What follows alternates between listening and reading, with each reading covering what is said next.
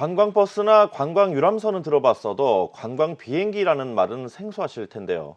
코로나19로 어려움을 겪고 있는 항공업계가 무착륙 관광 비행 상품을 잇따라 내놓고 있습니다. 박승환 기자가 보도합니다. 인천에서 인천까지 착륙 없이 출발점으로 되돌아오는 이른바 관광 비행 상품입니다. 인천에서 강릉을 향해 이륙한 항공기는 동해안을 따라 내려가다가 제주 하늘에 도착, 이후 인천으로 되돌아옵니다. 운항 중에는 탑승객이 발 아래 풍경을 가까이 볼 수 있도록 고도를 낮추는가 하면 한라산 백록담에 이르러서는 상공을 선회합니다.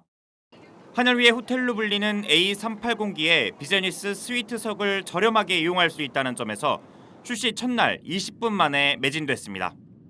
첫날 250명, 둘째 날 202명이 탑승하며 관심을 모으자 아시아나항공은 다음 달 국내 영공을 나가는 국제선 관광비행 상품도 내놓을 예정입니다.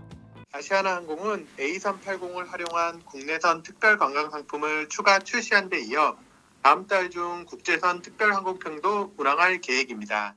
길어지는 코로나19 상황에 항공기를 마냥 세워두는 것보단 낫다는 판단에서 나온 묘안입니다. 여객기를 화물기로 바꾸는 작업도 속속 진행 중입니다.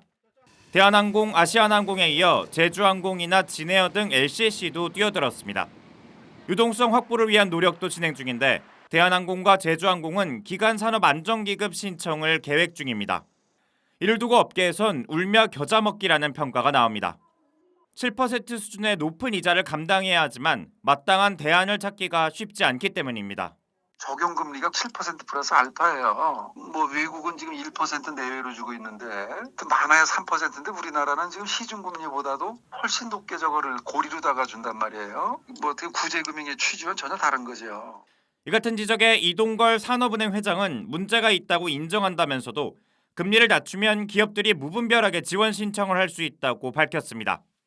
그나마 나머지 중소형 LCC들은 기한기금 지원 기준에 못 미쳐 신청조차 할 수 없는 상황. 수개월째 이어지는 매출 절벽에서 각종 자구책 마련에 힘쓰는 항공업계에 보다 현실적인 지원이 필요해 보입니다. 한국경제TV 박승환입니다.